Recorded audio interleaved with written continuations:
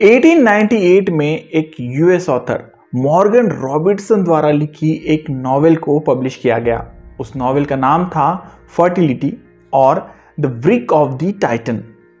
ये नॉवेल एक imaginary story पर आधारित थी। क्या थी ये स्टोरी? इसमें एक फिक्शनल ब्रिटिश शिप का जिक्र किया गया है जो अपने पैसेंजर्स के साथ आइसबर्ग से टकराने के बाद पैसिफिक ओशियन में डूब जाती है। इस शिप का नाम था टाइटन। टाइटन में करीब करीब 2000 से भी ज्यादा पैसेंजर थे, जिसमें से लगभग आधे इस हादसे में मारे जाते हैं, जिसकी वजह थी शिप में मौजूद life boat shortage. Life boat का इस्तेमाल ऐसे हादसों के वक्त सर्वाइवल्स को बचाने के लिए किया जाता है, मगर ये तरकीब तब फेल होती है जब सर्वाइवल्स ज्यादा हो और लाइफ बोट्स कम। टाइटन के मामले में भी कुछ ऐसा ही हुआ। खैर, इस फिक्शनल कहानी को सुनकर आपको एक बात जरूर याद आ रही होगी। जी हां, सही पकड़े हैं, द टाइटैनिक। हॉलीवुड इंडस्ट्री में सबसे ज्यादा चर्चा में रही एक मास्टरपीस मूवी। ये मूवी 14 अप्रैल 1912 में हुए एक हादसे पर आधारित है। यह हादसा कोई फिक्शनल नहीं बल्कि एक रियल इंसिडेंस था। इसकी कहानी 1898 में पब्लिश हुए मॉर्गन रॉबर्टसन की नॉवेल से बिल्कुल मेल खाती है। शिप का नाम, रूट कॉजेज, हादसे की जगह और लाइफ बोट्स का शॉर्टेज, ये सभी चैप्टर्स बिल्कुल एक दूसरे से मैच करते हैं। फर्क सिर्फ इतना है कि एक फिक्शनल तो दूसरा रियल है। ये बात किसी करिश्मे से कम नहीं है कि 14 अप्रैल 1912 में जो हुआ उसे 14 साल पहले यानी 1898 में रॉबर्टसन ने अपनी नॉवेल में उतारा था। शायद ये बात अगर रॉबर्टसन को पता होती कि आगे चलकर उनकी लिखे हुए शब्द जिंदा होने वाले हैं, तो वे इस किताब पर वार्निंग साइन लिखना नहीं भूलते। रॉबर्टसन ने अपनी नॉवेल में यह साफ साफ लिखा था कि यह हादसा आइसबर्ग के टकराने की वजह से हुआ था। साथ ही साथ लाइफ बोट्स की कमी के कारण सभी पैसेंजर सेफली एग्जिट नहीं कर पाए और उन्होंने अपनी जान गंवाई। ये वाकया फिर से लिखा गया, मगर उसके सामने कोई फिक्शनल वर्ड नहीं था। ये completely based on true story थी। जी हां, टाइटैनिक के डूबने की कहानी अपने आप में एक मिस्ट्री मानी जाती है। इसके बारे में यह कहा जाता था कि यह शिप अनसिंकेबल है जो कभी डूब ही नहीं सकती। तो चलिए जानते हैं इसकी कहानी को। और हां, अगर वक्त पर कुछ प्रिकॉशंस को लिया जाता तो इस हादसे को टाला जा सकता था। क्या हो सकते थे वो प्रिकॉशन? आइए जानते हैं। 19 के दशक में दुनिया की बहुत सी कंपनीज में एक अलग सी होड़ लगी हुई थी। ये होड़ थी खुद को एक पावरफुल नेवल ट्रांसपोर्टर बनाना। पहले तो ये बिजनेस कमर्शियल लेवल पर था, लेकिन आगे चलकर इसमें पैसेंजर शिप्स भी बनने लगे। अलग अलग कंपनीज अपनी शिप्स को लॉन्च करने लगी, जिसमें से सबसे अहम था कम समय में ज्यादा से ज्यादा डिस्टेंस को पार करना। इसी होड़ में साल 1912 में एक कंपनी जिसका नाम व्हाइट स्टार लाइन था, एक शिप को लॉन्च करती है। यह शिप उस वक्त की सबसे बड़ी शिप थी, जिसमें करीब करीब 2000 से भी ज्यादा पैसेंजर ट्रैवल कर सकते थे। व्हाइट स्टार कंपनी द्वारा यह दावा किया गया था कि यह शिप अनसिंकेबल है, मानी समंदर में कितना भी बड़ा हादसा हो यह कभी डूबेगी नहीं। क्या थी इसके पीछे की टेक्नोलॉजी? चलिए जानते हैं।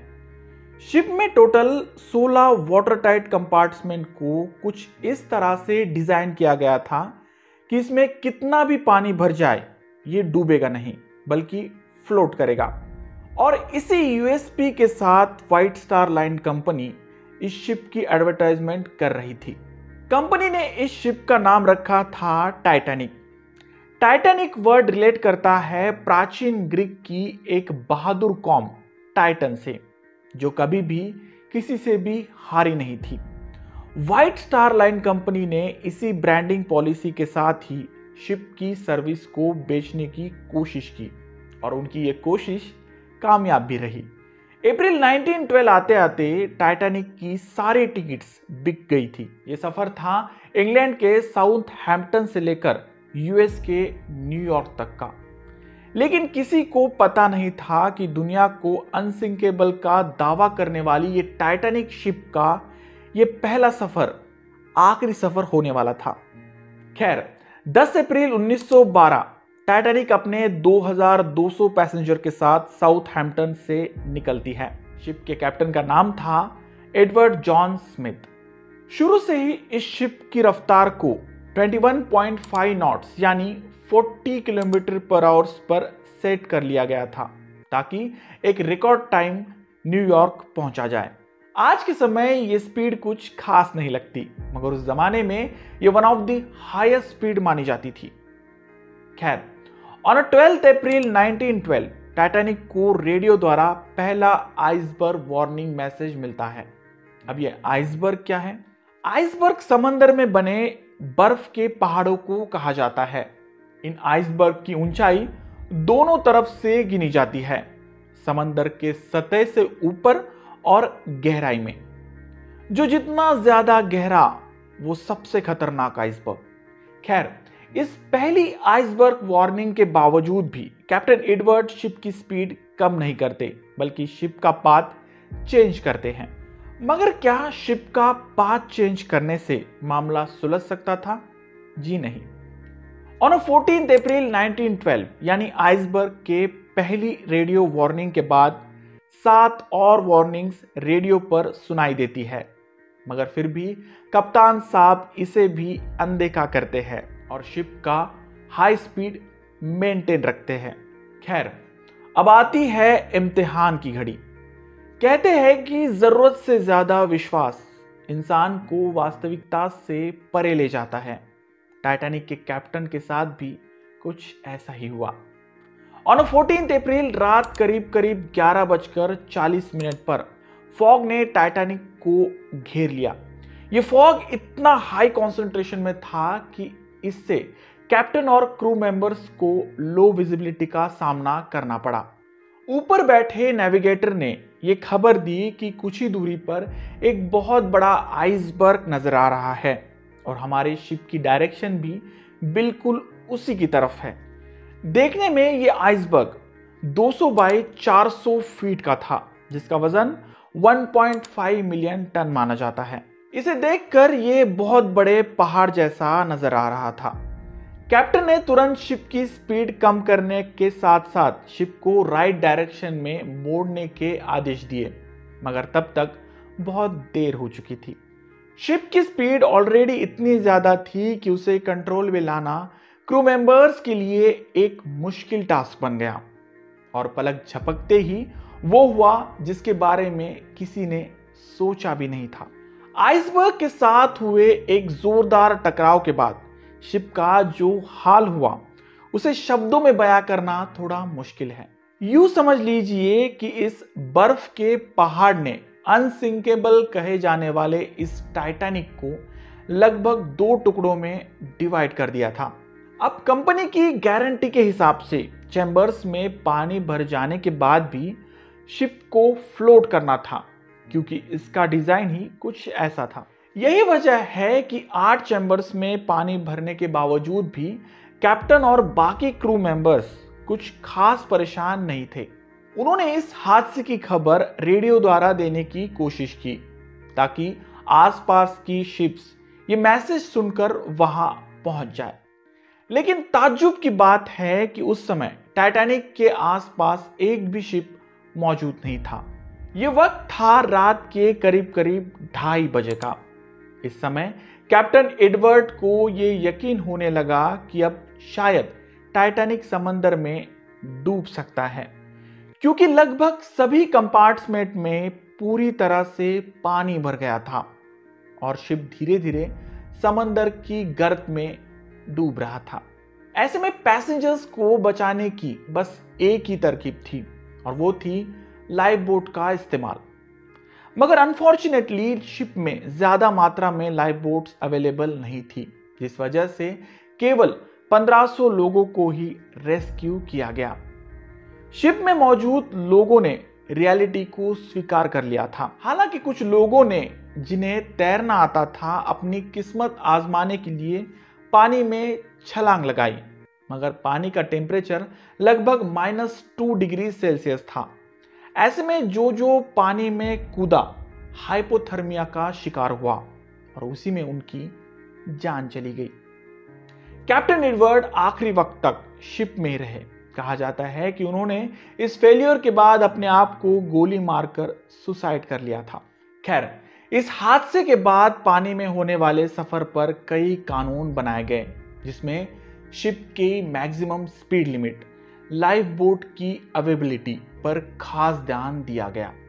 व्हाइट स्टार कंपनी को लोगों द्वारा कई एलिगेशंस का सामना करना पड़ा। कुछ लोग तो यहां तक मांग कर रहे थे कि इस कंपनी के मालिकों को गवर्नमेंट द्वारा मौत की सजा दी जाए। ये एक टेक्निकल फेलियर था। क्या थी इनकी वजह? चलिए जानते हैं। टाइटैनिक का प्रमोशन ही कुछ इस तरह से किया गया था कि लोगों ने बिना ज्यादा सोच विचार के इसे अनसिंकेबल मान लिया। कंपनी के ऑफिशियल्स को यह कॉन्फिडेंस था कि यह शिप पूरी तरह से अनब्रेकेबल और अनसिंकेबल है, क्योंकि इसमें लगा मटेरियल ही हाई क्वालिटी का था।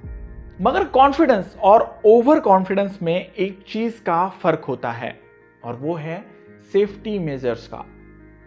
कंपनी के ऑफिशियल्स इस तरह से ओवर कॉन्फिडेंस थे कि उन्होंने टाइटैनिक में सेफ्टी ड्रिल्स कराना भी उचित नहीं समझा। हालांकि यह प्रोटोकॉल होता है कि किसी भी शिप को पानी में ट्रैवल करने से पहले उस पर सेफ्टी ड्रिल कराई जाए। कमाल तो तब हुआ जब ओवर कॉन्फिडेंस में डूबे इन ऑफिशियल्स ने टाइटैनिक पर सफिशिएंट अमाउंट में लाइफ बोट्स को भी रखना सही नहीं समझा। इन सब के बावजूद भी इस हादसे को रोका जा सकता था अगर कैप्टन एडवर्ड 12 अप्रैल को लगातार मिले इन आइसबर्ग्स के वार्निंग को नजरअंदाज ना करते और स्पीड को कम करते। दरअसल उन्हें कंपनी की तरफ से एक हाई स्पीड मेंटेन करने को कहा गया था, ताकि एक यूएसपी के साथ ये दावा किया जा सके कि देखो, हमने कितने फास्ट स्पीड में आपको ट्रैवल कराया है।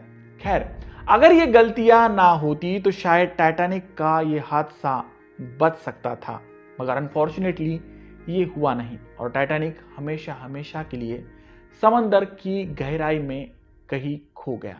तो ये थी कहानी टाइटैनिक के डूबने की। आपने इसके बारे में और क्या क्या पढ़ा है, कमेंट बॉक्स में जरूर लिखें। मिलते हैं अगले वीडियो में ऐसे ही किसी इंटरेस्टिंग और हिस्टोरिकल टॉपिक को लेकर। तब तक के लिए धन्यवाद।